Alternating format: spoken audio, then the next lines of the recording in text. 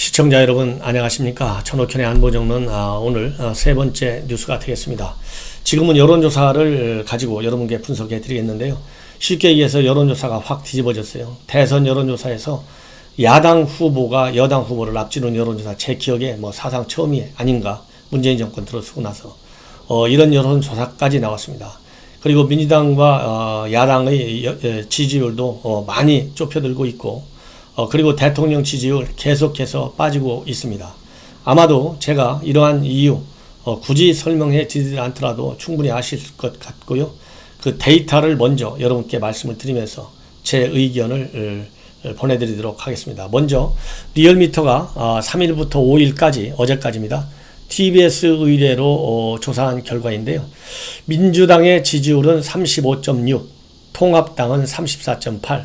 그래서 결론적으로 보면 오차 범위 내로 불과 1.7% 정도, 0.8%만 차이가 나고 있어요. 그렇기 때문에 사실 조사 기법에 따라서 이것은 얼마든지 바뀔 수 있다.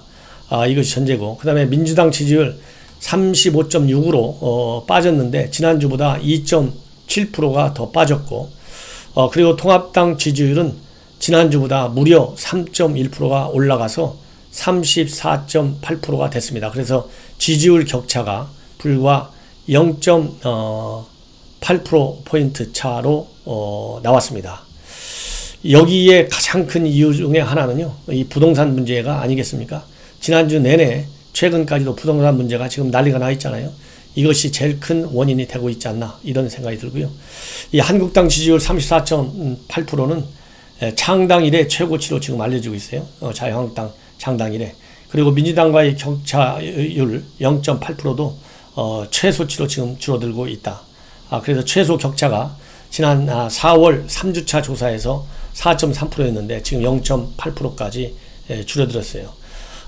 제가 말씀드린 대로 이 리얼미터 측에서도, 조사를 한 리얼미터 측에서도 이렇게 양당에 대한 지지율 변화, 가장 큰 원인은 부동산가 폭등에 따른 정부 여당의 책임론이 영향을 미치고 있고, 그 다음에 입법 과정에서 불거진 입법 독주, 그 다음에 윤석열 총장과 추미애 갈등, 이런 것들이 복합적으로 작용됐다. 이렇게 리얼미터 측에서는 보고 있어요. 상당히 이번 그 요인 분석에 있어서는 저하고 의견을 같이 합니다. 그리고 대통령에 대한 지지율, 부정적인 지지율이, 긍정평가율이 지난주보다 1.9% 하락해가지고 44.5%, 부정평가는 2.2%가 올라서 51.6%가 됐습니다. 그래서 오차 범위 밖으로 다시 벌어졌다. 이런 말씀을 드릴 수 있습니다. 그러면 이 대통령과 관련된 지지율 조금 더 자세하게 분석을 해 드리도록 하겠습니다. 우선 권역별로 보면 긍정 지지율이 빠진 데가 대구 경북입니다.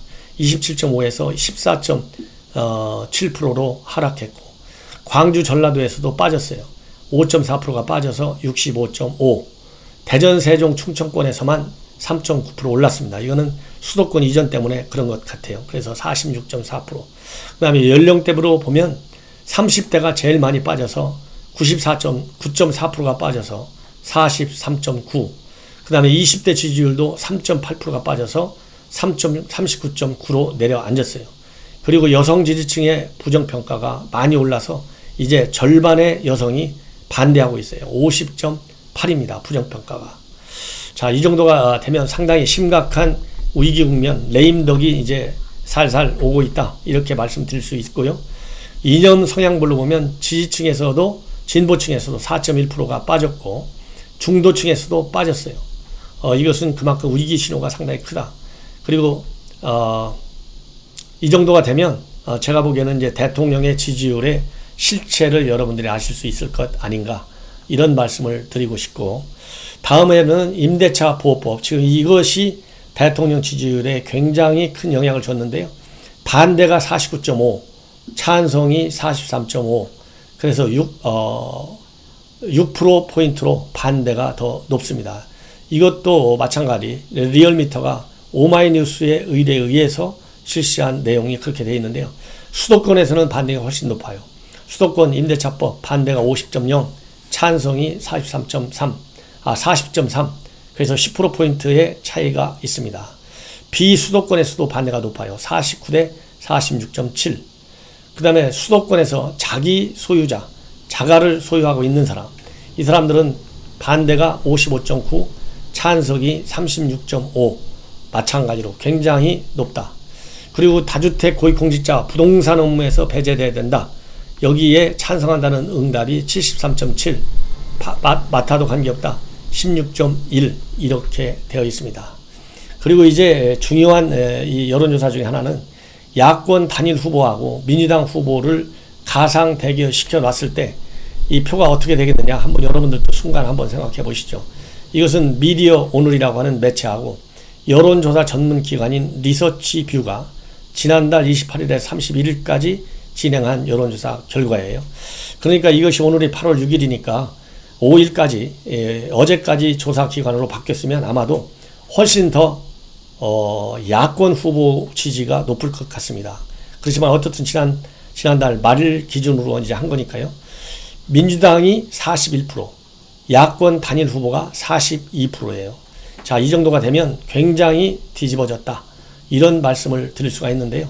왜냐하면 불과 한 달 전인 6월 27일에서 31일까지 똑같은 질문에 관해서 민주당 후보가 46, 야권 후보가 36, 그래서 10% 차이로 민주당이 앞섰어요. 10% 차이로. 그리고 5월 달에도 민주당이 46, 야권이 35, 11% 차이로 여권이 앞섰어요. 그런데 이렇게 한 달 사이에 취지가 제일 크게 바뀐 것은 이 조사를 한 리서치뷰 의견인 것이죠. 부동산 정책, 행정수도 이전, 박원순 사건 이런 것들이 영향을 미친 것으로 그렇게 지금 분석을 하고 있습니다. 이렇게 돼서 지금 이제 서울 지역에서 서울시장 선거 야권 후보에 압도적으로 지금 높게 여론조사가 나오고 있잖아요. 그런데다가 지금 이제 처음으로 미디어 오늘 측에서 조사한 내용인데 이렇게 야권 후보에 대한 여론에 야권 대선 후보에 대한 여론이 여권 후보보다 1% 차이기는 하지만 일단 변곡점을 그리고 있다. 이런 측면에서 여권에 상당한 긴장 요인으로 작용할 것이다. 이런 말씀을 드릴 수 있는데 제가 보기에는 뭐 그런 것 같습니다. 여러 가지 요인이 있지만은 이 부동산 문제 가지고 난리를 치고 있잖아요. 근데 부동산 문제 가지고 민주당 내부에서도 난리가 나고 있어요. 제일 집중적으로 난리 나는 사람들이 이번에 이 그린벨트 지역이 됐든 아니면은 기존 재건축 말하자면 규제를 대폭 풀어서 이 공공 아파트를 많이 짓겠다는 거 아니겠습니까? 그러다 보니까 이 노원구 쪽에서 대대적으로 반발이 일어나고 있어요. 왜냐하면 태릉 골프장을 거기다가 아파트 짓는다고 돼 있잖아요. 그 다음에 상암에 대대적으로 공공주택을 짓겠다고 한 이 마포 이 더불어민주당의 정청래 의원 강력히 반발하고 있어요. 그래서 노원구 같은 경우에는 민주당 의원 3명이 일제히 반발하고 있고 마포에서는 정청래 맞발 세잖아요. 정청래가 대대적으로 반발하고 있어요. 이러다 보니까 이게 봉숭아학당이 다 되는 거 아니냐. 그래서 민주당 내부에서도 상당한 반발이 나오고 이런 것이 이런 여론조사에도 매우 큰 영향을 주지 않았을까 저는 그렇게 판단합니다.